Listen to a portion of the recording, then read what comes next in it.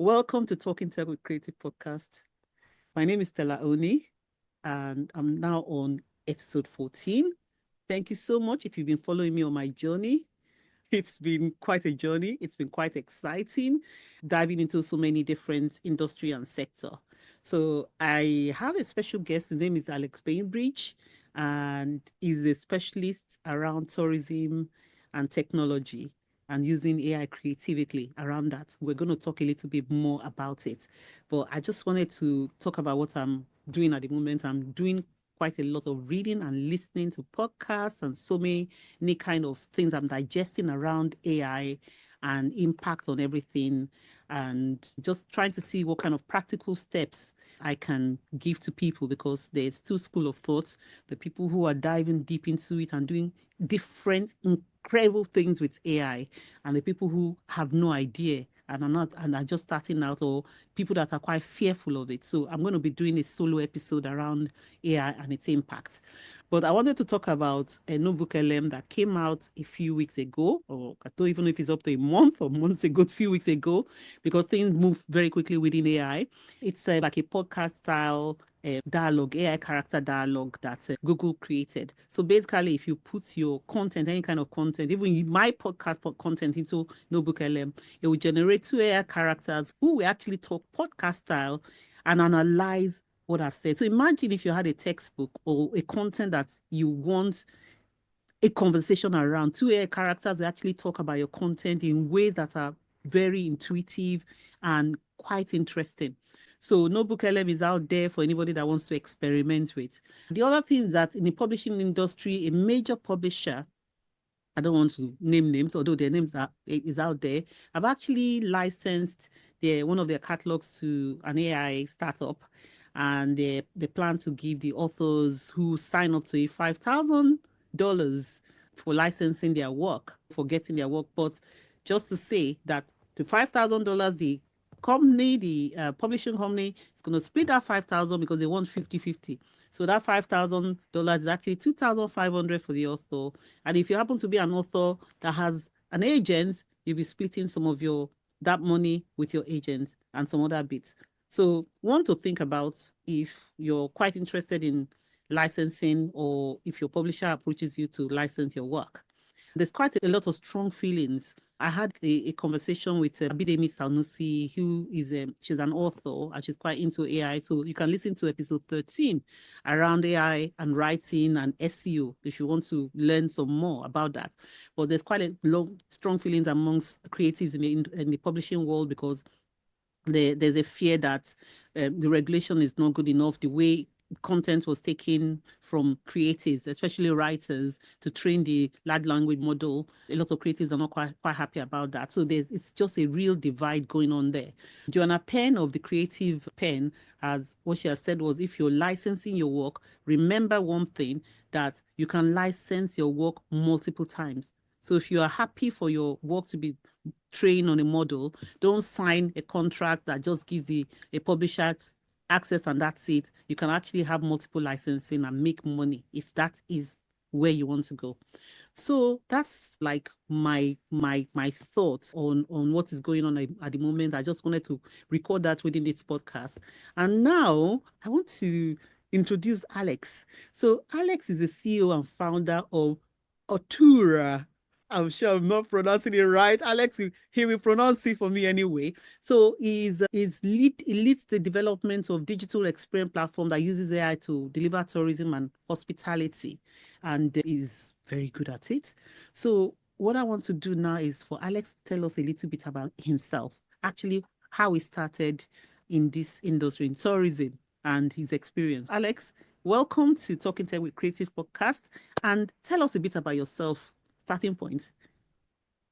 Hello. Yeah. So my background, it's long now. So you have to imagine if you're only listening to this on voice, you have to imagine that I'm now 51. So I have actually been in technology, in travel technology for 25 years. So it seems like quite a long time, at least to me. So how did I get into this? Well, I did a degree in computer science knowledge. And then I went, like everyone else does, I went traveling. In fact, I drove with some friends from university, and we drove all the way from UK to Nepal. which took us 4 months. What? So I have this kind of travel kind of background. And then I thought, how do I sort of use the fact that I've got a degree in computer science and I like traveling? And that Mm. via a few other kind of things that didn't quite work out, I ended up focused on technology for local tour operators. And that's really where I've been for the last 25 years. I have spent some time working for some hotel companies. I've worked for 3 different airlines. So I have a kind of a rounded background, but fundamentally, I'm a techie who likes Yes. travel, likes meeting interesting new people from different places around the world, and travel technology is the natural place for someone like me. That's fantastic. So now, so we've got tourism because this is the first time I'll cover. No, actually, this is not the first time because I spoke to Anna, but it was when we talked about tourism, it was all about experiences for her. So I just want to understand the tourism aspect and the creativity, the technology aspect. So when you now started working in tourism and then you brought technology in, what did you do? What was the first thing you did?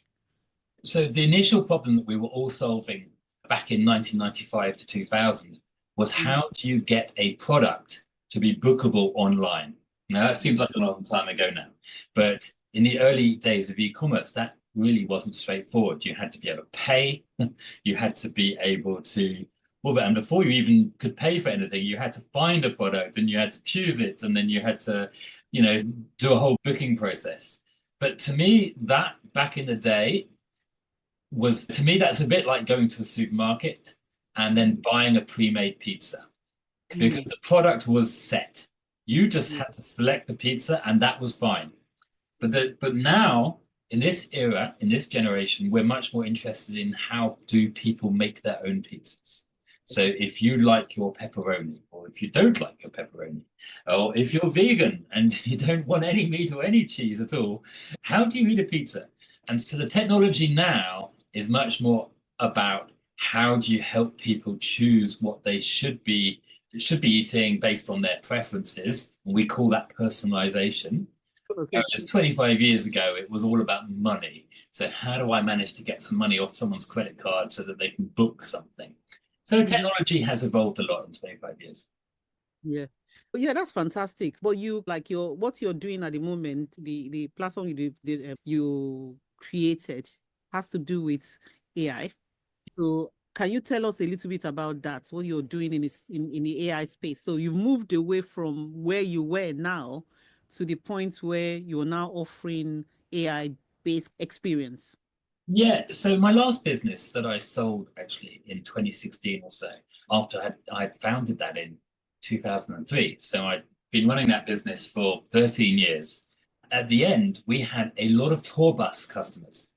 Now, tour buses are a significant backbone of how local tourism works all around the world. In some places, they're big buses, like 50 seaters, but in other places, they're smaller buses, like 10 seaters. And because fundamentally, if you as a consumer go to a location, you will want to go and visit the castle, you will want to go and visit the ruins, you will want to go and see whatever it is. And transport is a fundamental part of that. So I've Yeah. been working in the bus sector within tourism for a while. And then I saw this massive new change about to come over, sort of coming over the horizon, and that is these autonomous cars, which is removing the driver. So what do you do if you have a vehicle that has no driver? All of a sudden, you've now got no tour guide also, because what you because two reasons. One is that the driver is often the tour guide, and secondly, these vehicles are much smaller. They're only going to take 4 or 6 people, so just you and your family. So there is no commercial space to put a tour guide, a human tour guide in there. So we were like, okay, how do we solve that? So we had to start building these AI solutions to deliver the tour because that is what's necessary when you have an autonomous vehicle, a self-driving car. And so as autonomous vehicles become more regularly available, then this will become a natural way of taking an experience in your vehicle. Okay. So because it's still like a dream to people like us. I'm in London, so autonomous vehicle has not, I don't have any experience of it, but I know that there are parts of the world like San Francisco where it's being used. So which cities now are using driverless vehicles? And, you Yeah, know, so in the UK, it is legal, actually. One of the last bills that got royal assent just before the Conservatives left power in 2024 was this bill called the Automated Vehicles Bill. Now, I don't want to sit here talking about legal bills. However, that does mean that in the UK, it is now legal. So there mm, are companies in the UK operating autonomous vehicles, but we are, as a nation, very advanced in terms of the engineering side of the autonomous vehicles on a global basis. yeah, And a lot of British technology is inside autonomous vehicles that you will find in other countries. But as a nation, in terms of scaling up, we're not quite there yet. Um, yeah. there's been a lot of trials, and they've all been great. And there's even a London-based company called Wave. There's an Oxford-based company called Oxa. Several leaders in the field who are all based in the UK. But Mhm, yes, fundamentally, on a global basis, the two areas where this is all taking off is China mhm, and the USA. So in the mhm. USA, for example, Google, via one of their companies, technically it's Alphabet, let's not get into Google's legal structure, Yes. owns a company called Waymo. Waymo is in three cities today. They're in San Francisco, Los Angeles, and Phoenix, and have said Mhm, that they'll be in 10 cities by the end of 2025. And in China, Baidu, which is fundamentally Chinese sort of Google, is is in 10 cities using a company called Apollo, which is owned by Baidu. So yeah, so I think that it's sort of 10, 15 cities where you can absolutely get in an autonomous vehicle today, which is really exciting. And then there's, other companies that you may have heard of, companies like Tesla, who have got a mhm, slightly different view on life. So they're mhm, not so interested in creating what we would call a service area, which means, hey, you can take this vehicle in San Francisco. They're much more interested in saying, you are going to own one of these vehicles, so therefore you'll have it in your garage. mhm, You have a garage, and therefore you can use this wherever you like. You're not going to be constrained by any particular area. So, for mhm. example, if you live in London and you want to go to Stonehenge, you could just use a Tesla and it would drive you there. So I'm expecting that, not now, but I'm expecting that certainly by the end of this decade, yes. Mm. So adoption, what do you think? How do you think adoption will happen? Before we go on to the services you're offering within this, what do you think about adoption? How do you think people will take to that? Yeah, people who have been in the US, for example, in San Francisco, that used to be the market used to be Uber and Lyft. Lyft is a US only ride-hail company. Uber's more global. Uber, and now the stats are that Waymo has now equaled Lyft in terms of, and they've only been operating taxi services in San Francisco for 12 months, post 5, 10 years of testing. So there's been a lot of work to get to that point. Yeah, Um, yeah. but yeah, so from an adoption perspective, the scaling up is absolutely happening. Yeah, Wow. and So, consumers are there. So autonomous vehicles is a fundamental building block of using AI to deliver experiences. It's not the only building block, but it is a pretty fundamental change, and it's one that I don't know. Maybe it's because I've had 25 years of experience in this that you tend to think over slightly longer timelines. If you speak to a 20-year-old about what's going to happen in 10 years' time, they're not so good at that. mhm, However, if you talk to a 50 or 60-year-old about what might happen in 10 years' time, because they've got more life experience and because they've seen more change happen in their life, they're mhm. more willing to understand that change does definitely happen over time. It does. It does. Okay, so I just want to understand how you put your creativity into the tourism. Can you take us through the what you've done? Yeah, Because so we have characters and we operate experiences in character. So you could go on a James Bond experience with Miss Moneypenny as the guide, for example. Um, but beyond that, I mean, and that's a very creative process to Mhm, work out who these characters should be. But it's a fairly straightforward process. But mhm, more interestingly, I think from a creative perspective, is the very definition of what a tour is changing. So Mm. today, for example, you would, because the industry is dominated by buses, you actually have to have a fairly popular product in order to fill your bus. So if your bus has got 50 seats and you're going to run that bus every day, you're having to sell thousands of tickets a month just on that one topic. And what that means is we end up with a lot of products that are very mainstream in the same way that commercial radio is mainstream. But what we end up evolving to is a scenario that's much more like Spotify, where you listen to the music that you like, and no one else has to listen to your music. You just have your music, and someone else has their music. It's not like commercial radio, where therefore commercial radio, like, oh, I just this. But with Spotify, you go, oh, I love this because this is my music, right? And that is where we'll end up. We will end up that, which means there's actually a very large opportunity for creativity. Because all of a sudden, instead of having to create experiences that are just popular, we can create lovable and hateable experiences. So, for example, in San Francisco, we've got a product that is a poetry evening, and you go to a different bar, and then you get a poem, and you go to another bar, you get a poem. That would be, or a short story, and that would really be unattractive to people who really don't like poetry or short stories. However, for the people who love it, they're going to go, "Oh my goodness, this is amazing!" Right? Talking about niche now. We're talking about personalization and niche, isn't Yeah, it? Same thing. yeah. So all of a sudden, you end up with this massive burst of creativity, which we're about to see. And so AI, far from AI actually destroying creativity, it actually creates the platform for new creativity, which is really exciting. Um, so that's one of the things that drives me is how do we make that happen? Because it's not going to happen by itself. It needs a little bit of a push. Mhm.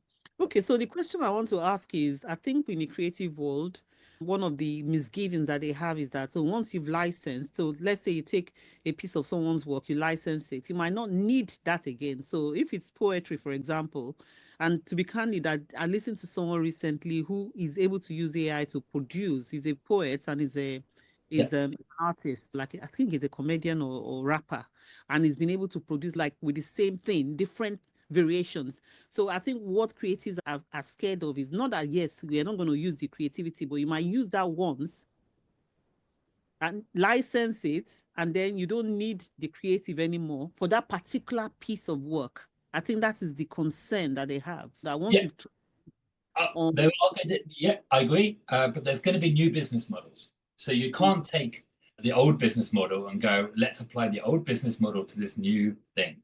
So let me give you an example of that. If you were an actor or actress 100 years ago in the UK, you would have been on stage, you would be on music hall, you would be touring the country, doing your show to reasonably small audiences, but good audiences that paid you a living, right? And every local town had a theatre and put on these shows. Now, all of those theatres are shut. yeah, The only theatres that exist are the theatres in the big cities. yeah. But instead, all of those people who used to probably be actors now in this generation or 5 generations on are now YouTube creators.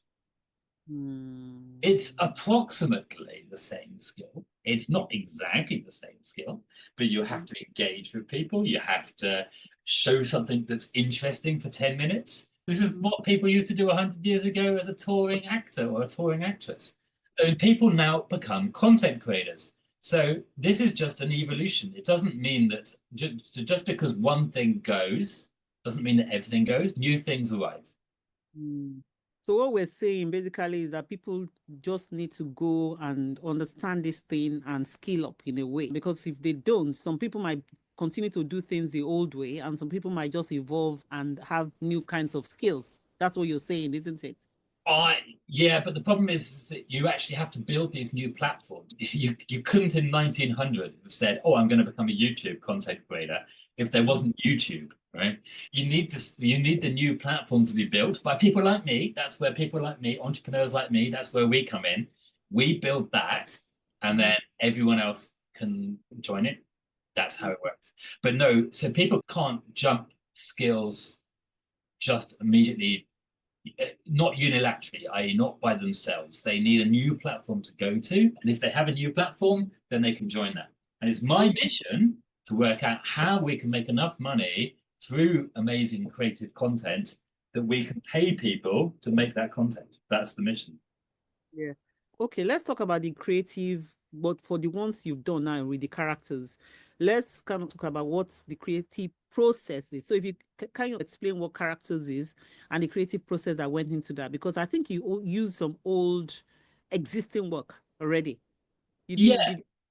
So creating character. So first of all, you have to design the character. Now, the character generally is historical or could be someone fictitious. For example, those are the two main areas. We can do characters that are real, current, living people, but that comes with more interesting rights issues. So let's leave them for the second. Let's leave them for the second. So a historical character would be King Henry VIII, for example, Mhm. where King Henry VIII, there are no rights issues on King Henry VIII, at least not that I'm aware of. Yeah. There are rights issues to people who have been deceased in the last 70 years, for example. So you can't, there's various rules that you can do. And in different countries, the rules are all different. So it becomes slightly messy. So we decide what character it is that we're going to have.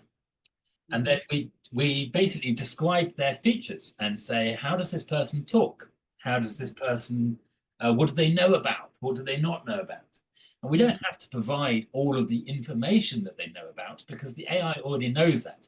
In fact, what we're trying to do is stop the AI from knowing something that the character should not know.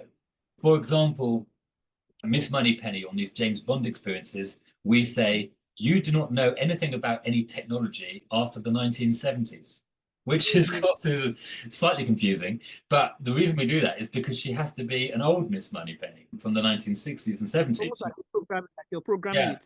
Yeah. And so we do that. And then, but we then have issues. So with the creative process, there's a lot of creative process just generating these characters. It doesn't take very long, actually, but it does require a little bit of expertise. I'll give you another example of an issue we hit was King Henry VIII. Now, of course, what you do is you say, oh, please be King Henry VIII, AI. And AI becomes King Henry VIII. King Henry VIII probably wouldn't make a very good tour guide because he's a king, right? Yeah. So we were like, oh, he's a bit boring. How do we make King Henry VIII fun? So we ended up in the definition of the character saying, oh, it's King Henry VIII at a party.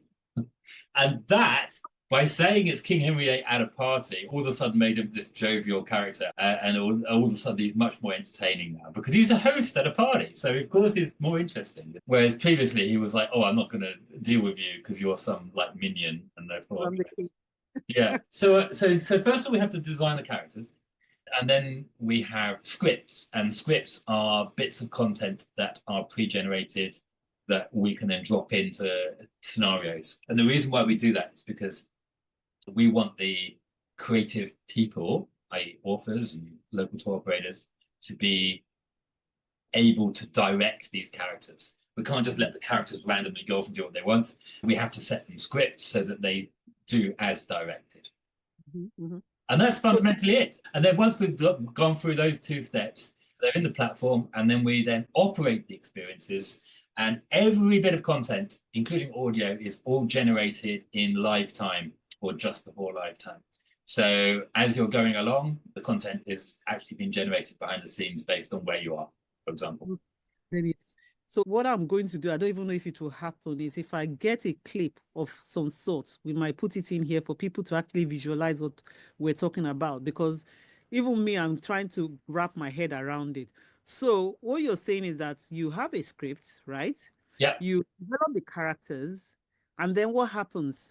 So is it like are they in a car, or because I've seen some, Anna, I think, was able to show a little bit to me Yeah. what happens in a local area where those characters are. So at the moment, we can do pedestrian, which means you're walking along. We can do bike and scooter, which is always good. What do you wear headphones? What do Oh, you do? okay, that's great. How do you absorb? Yeah, how do you? So that from a tech perspective, we do definitely use your phone today. So if your phone is if you've got Bluetooth earbuds or something, then that's pretty good. the next step, which we don't have today, so no announcements. And I can't quite see how we're going to get to this, but I'll come on to the reason why in a second. But glasses, AI Mhm. glasses, that's the next thing. For example, I can see, Stella, you're a glass wearer, so I can absolutely see that you will be using AI glasses in the future. People who Mhm. don't wear glasses are probably less inclined to start wearing glasses just because it happens to have AI in it. But that means that you won't have to look at your phone, so I'm liking that. But the reason why I'm slightly struggling with glasses is because they're quite expensive. Yeah, they will be. And I don't know if I, as a tour operator, want to buy 10 pairs of glasses to give to 10 customers and then have to get them all back at the end of the tour. That sounds a bit Mm, horrendous because they get agree. broken and all sorts of things. So we have to wait until consumers have their own glasses, just like they've got their own smartphones. But that means that we'll have to probably wait quite a handful of years. And then after glasses, I think so. So today's phones, tomorrow's glasses, and then in 5 years' time, I don't think we'll be using glasses either. I think we'll be using projected holograms. Mm. So that will be really exciting. Yeah, I'm still going to ask more questions because so let's start with the phone. Because with the glasses, I'm even struggling to say, okay, would there be a camera on my glasses? What is safety if I have a camera on my glasses and I'm walking along with this thing on? How about safety? How is You safety? can you can see through the glasses, so you can still see what you're looking at. Your brain, Yeah, and then you because can see. it's like when they do this, because I spoke to somebody who was doing it, Yeah, and you have these Pokemon games where the young, not even young people, like people go and try and grab the characters because augmented reality and all that stuff. So I'm trying to understand how it will work with. But let's even leave the glasses on its own. So let's say I've got my phone. yeah. Yeah. This is my phone now. What do I do? What do I need to do with it to get into my tour with characters? Yeah, so you need to download our app called Autora Connect. And if you come from a tour operator, then it would be branded as the tour operator. Mm-hmm. I think, and then the tour operators we work with are selling tours, and then our tech is in their tours. But you can actually access the characters directly on our phone on your app, so you don't get a tour, but you can just play around and see what they can do. Yeah, so that's it. I think that, as I said, phone today. Ultimately, without getting too technical on that, will be embedded within vehicles, so it'll be in the vehicle system. The but that's not what we are today. Today we're an app, which is Okay. important because it means that everyone can use it. But also the reason why we're an app is because when you get out of the car and you go into a restaurant, we want you to have the tech with you. So therefore, if it's in your car only, then you can't use it when you go into a restaurant. So that's a bit of a dilemma. Yeah. About an experience continuously with the app. You're interacting with the app and getting this experience through the app.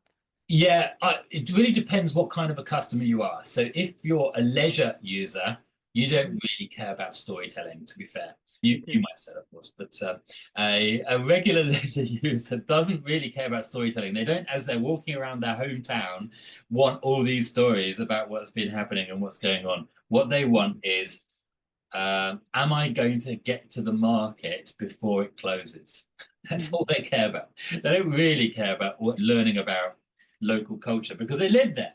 Whereas a tourist in the same location will be like, oh, that's a really interesting story about whatever it is that they're learning about. So I would prefer that if you think about a leisure user, they tend not to care too much about storytelling and they're very focused on what I call logistics. Mhm. Whereas Definitely. a tourist cares about logistics only to the point that they don't want to get lost or they don't want to arrive late somewhere, but actually they're quite focused on storytelling. So Mhm. different types of consumer are very different. And you would be a leisure consumer in your hometown, but you might go to a city that's 200 miles away and all of a sudden you'll be like a tourist. Okay, that's interesting. So I just wanted to ask about because I attended and met at the World Travel Market and I attended the Ministers Summit. And there was quite a lot of talk on AI, on how each of the countries are going to try and adapt AI to their local tourism.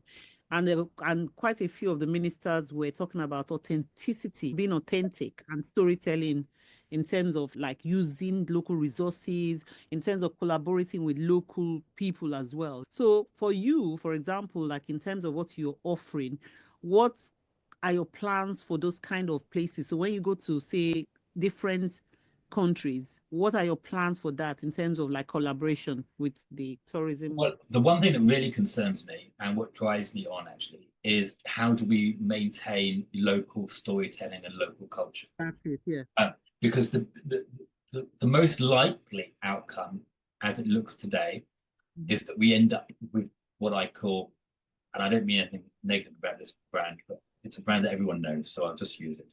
We're going to end up with the Starbucksification of storytelling.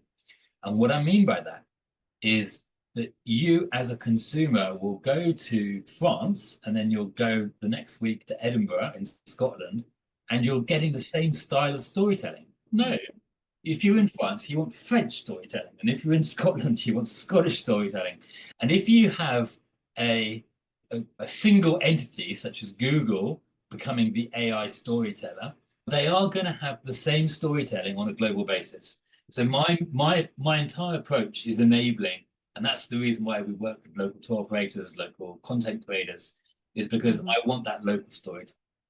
Yeah, that's good. And that concerns me a lot about the globalization of storytelling. And I think that would be a real miss. So the ministers, when they all talk about that, they are right, but they can't just talk about it. They have to actually action. And the only action they can do is either to create their own local storytelling platforms, but you can't do that because these platforms are hard to build and we're Mm, competing against Google. So we've got massive headwinds here. Um, really? so we need those ministers not just talking about those things, but actually saying, okay, we'll come and do a project with Alex. That's me. Maybe you should talk to Saudi Arabia because they want to develop and they're doing quite a lot. So they might be wants to talk to, really. Yeah, Saudi Arabia have got a different issue, which is that 90% of the tourism in Saudi Arabia is Umrah and the Hajj. I always get the slightly wrong way around, but so only 10% is tourism beyond that, which is what they want to grow, but they can't grow the other tourism. But their second issue is that it's very hot. So most of the things that are available to do for tourists in Saudi Arabia are evenings, where it's slightly cooler. However, the biggest growth opportunity for Saudi Arabia is actually cruise tourism. And cruise tourism, the cruise ship passengers want to be back on their ship in the evening. They don't want to be elsewhere. So they have a little bit of a climate issue. Obviously, there are cooler places in Saudi Arabia, such as there's going to be there's skiing in Saudi Arabia. So there definitely are cooler places. Yeah, yeah. It is but it's yeah. Yeah. So I think it is a bit of a they've got every country has different assets in terms of what they can do from a storytelling perspective. So Mhm. you need to when you talk about this country versus that country, people like me who are tourism entrepreneurs, you just said Saudi Arabia, and I could just rattle off 3 or 4 key issues that they've got in terms of how do you make would you deliver storytelling in Saudi Arabia? And I think different countries have got different needs in terms of the So UK, which com for example, the one thing that we need, and forget about storytelling, we just need 5G to work everywhere because we need good mobile connectivity to be available nationally. And right now that's not the case. And we can't go around telling everyone that we're some majorly developed nation when we haven't even got 5G properly working in all the places we need it. Hmm. So saying that, which country excites you in terms of like the things that you're doing now that you think, oh my God, I'd like to work in this country and I think they're ready for what I have to offer?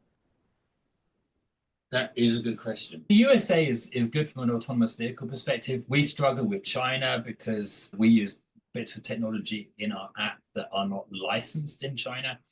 So the USA is a natural because it's English, Spanish a market. It's got good international visitors, but local visitors too, local people, national tourism. Yeah, I think that's where our scale up's happening. But obviously, we're a UK company, so it's nice to focus on the UK as well. Yeah. So, in terms of what is going on now, what emerging technology do you think will have the biggest impact on travel and tourism over the next 5 to 10 years? I think I'll go back to the point I just made, which is the biggest impact will actually come from one government saying in the UK saying, please, can you do some serious 5G investment so that we've all got good mobile data? Because if you don't have mobile data, your phone doesn't work, and then you can't use AI, you can't use any of this stuff. Mm-hmm. So it's depressing. so so that I know you probably expected me to come up with some grand technology that needs to happen, and when that happens, you're going to get this amazing outcome. I'm like, no, you've got to get the foundations right, and the foundations of 5G. Once you've got 5G working everywhere, so that means I can turn on my phone and I can use data without thinking that I'm going to have a major data cost. I'm actually going to have a connection because that's not always the case in the UK. And that there are countries like South Korea who've absolutely who've delivered this. And there are other countries like the UK who have the headquarters for all of these mobile technology companies. But yet we still really don't have great mobile coverage. Yeah. Shame, really. I think I talked about a lot about people's misgivings and all that. We talked about writers and artists, and who would some writers and artists would like to do some collaborations with technology company. Can So, I, can I give you an example of where I think AI will actually help writers?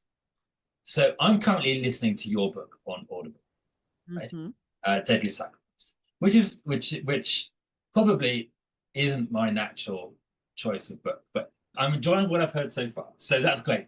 But do you know what I would have, where AI would have helped you?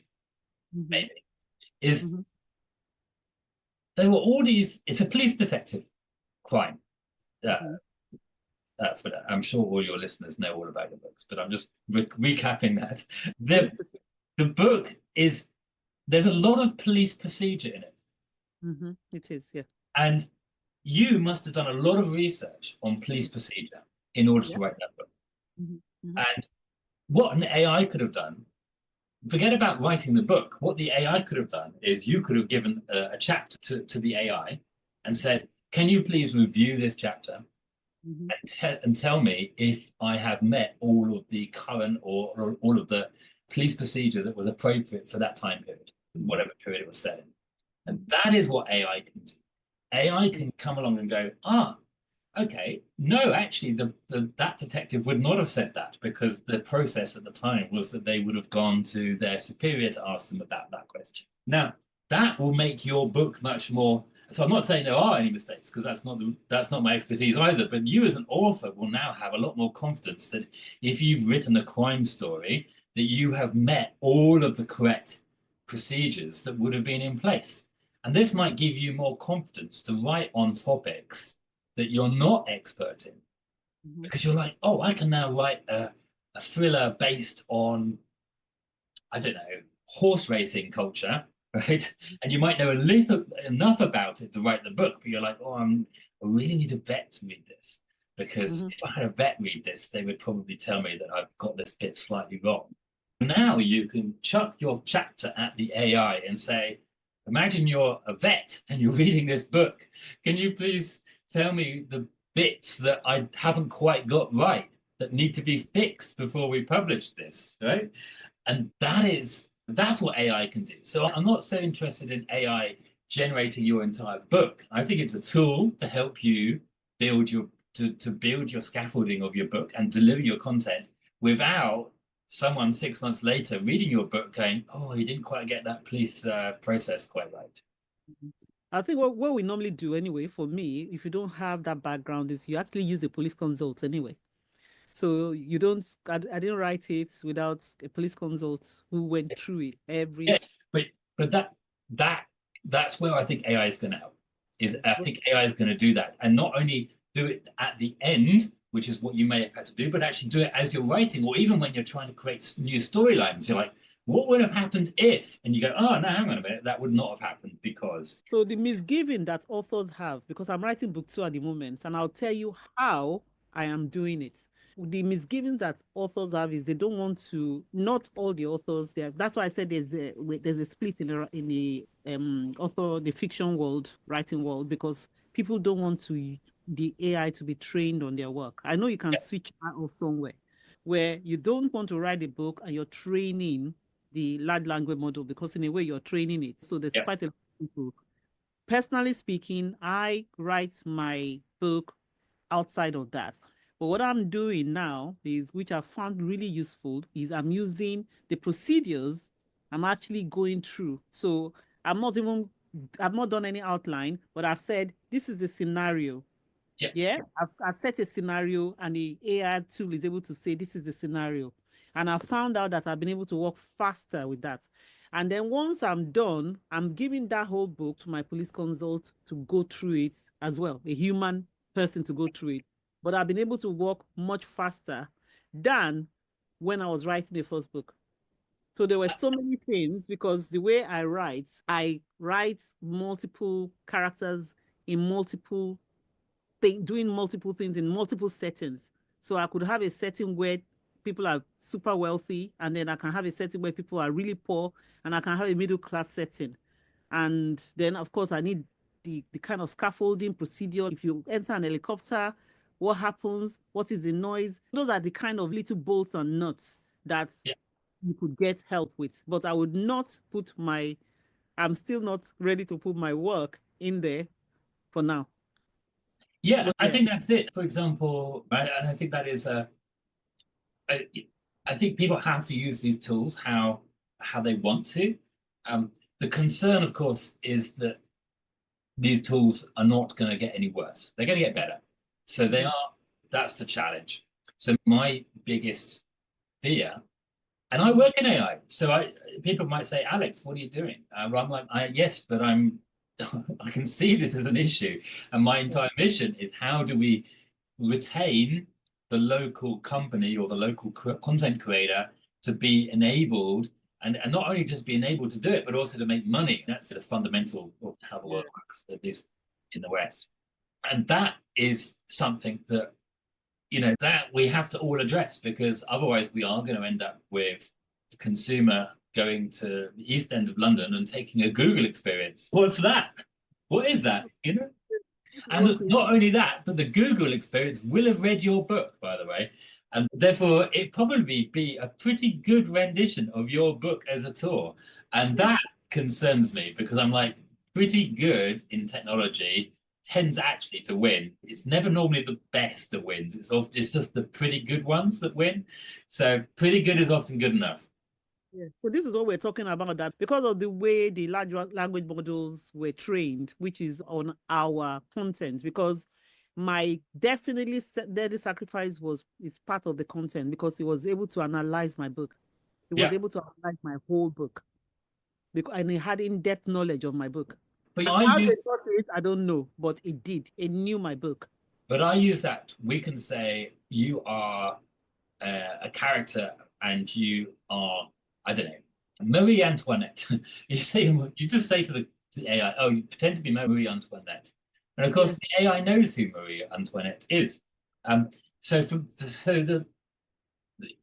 from a creative perspective, that means that to me, that now has to be just something you have to accept and go, okay, that's how it's going to be.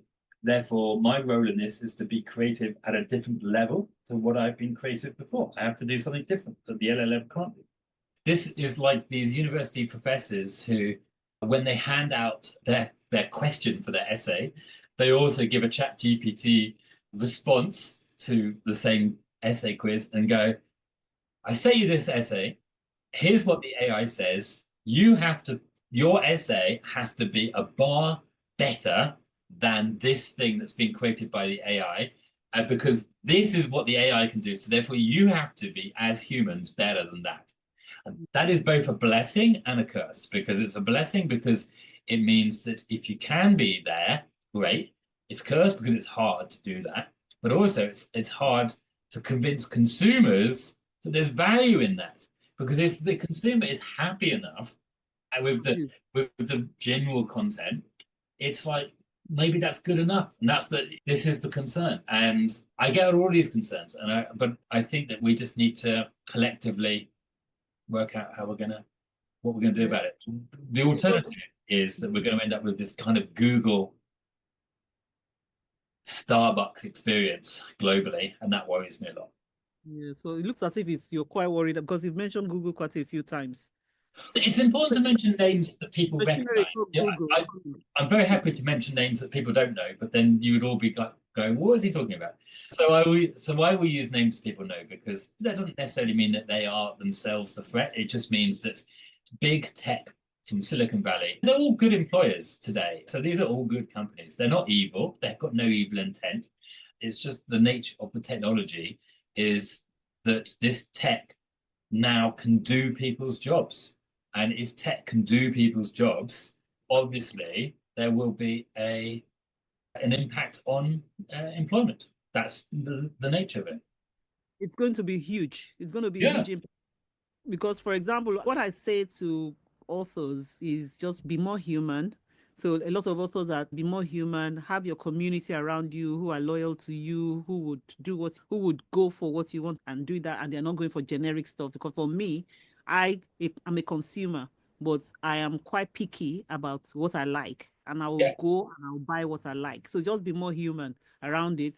You cannot be technically better than AI. I can say that now, but you can have authenticity and you can have personalization. You can have like different ways for you to be your authentic self.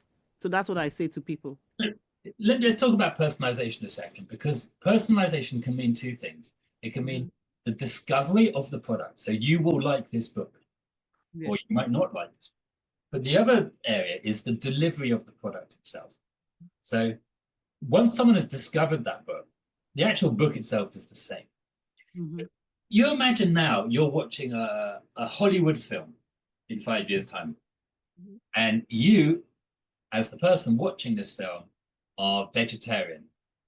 Mm-hmm. And the main character goes into McDonald's and orders a burger, Mm-hmm. right? Well, if in 5 years' time, the consumer might, the main character might go into McDonald's and order a salad because it may not make any difference to the actual plot line of the story.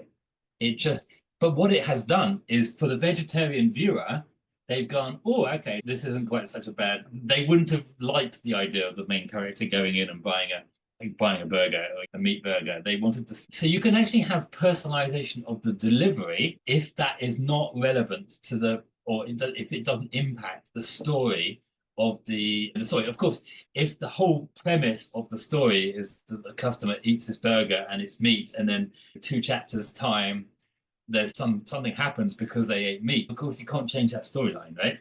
You have to keep that storyline in. But if it's not relevant to the storyline, you can personalize the experience to the reader. So the reader goes, "Oh, I quite like these books because we've now got a vegetarian version of Deadly Sacrifice." Well, actually, would a vegetarian version of Deadly Sacrifice be? You know what I'm trying to say is perhaps there wouldn't be. You could have a vegetarian version, and that's what personalization means. Is that there might now be 10 different versions of Deadly Sacrifice. You might have a Deadly Sacrifice that's based in Bristol because a Bristol reader might go, "Oh, I like this, but I don't really like London too much. I quite like the Items. idea of it being based in Bristol." I thought that I'm getting the money for that. The thing that worries me is that everything is like a wild west out there at the moment. We really don't know where we're going. So that worries me a little bit because we just don't know the impact on work.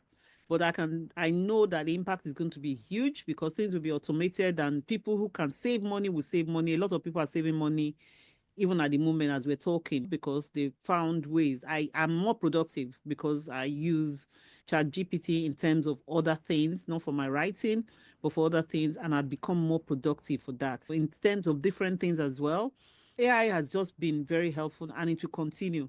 So that worries me that the adoption might go faster than the government can cope with, in terms of when if employers adopt it and they know they have to let jobs go, which is already happening, but it might just happen in droves, and that's very worrying. I don't Well, know whether I'm ready the, for that. the jobs thing that worries me slightly as now a senior, I'm not too senior, but well, I'm in terms of age. Let's just get my phrasing right. Um, the thing that worries me is that it's the junior jobs that go first, Yeah. So and the let's say natural evolution of things is that junior people become senior people. So, so if you don't have junior people anymore, then where do the senior people come from? That's the bit that concerns me slightly. Is that why would we hire a junior person? And that's the bit that will have the largest impact. Yes, so that's a worry. So the question I want to ask as well, because I'm going to wrap up now, is so as a leader in travel tech, how do you approach creative problem solving? Because you've told me about some issues that you've come across because you've got the industry, some parts of the industry are not quite ready for what you have to offer. How are you navigating this terrain? Yeah, with difficulty, I think is the honest answer. In tour operating, which is a sort of a subsection of tourism in general, doesn't look at this as a big problem that they have to face yet. Mhm. The all of the last innovations in the last 25 years have been about retail and about distribution. So how you book, how you pay, booking on an online travel website. And now all of a sudden, we're talking about product. We're talking about Mm. what is it that people pay for? And of Mhm. course, if it's digitally delivered, people are not going to pay $75 or $100 because they're which is what they pay today for a human tour. They might just pay $5. And why would they pay $5 if it's free on their phone? The whole so this is the bit that does that. So I so my sort of mission on this is how do I approach it? My mission is to just build. We just got to keep building. We've got to keep our heads down and build. And and that's the only way to make this work. I'm very lucky that I've had a sort of a prior exit in the industry, meaning I've sold a business before, which means that means that there's natural people who want to work with us, and there's more cash in the bank, maybe, although maybe not so much now. That's how it. And I think we have to win this because if we don't win this, what's going to happen? As I said, is you're going to end up with a Google experience in East London, and you don't. Globalization.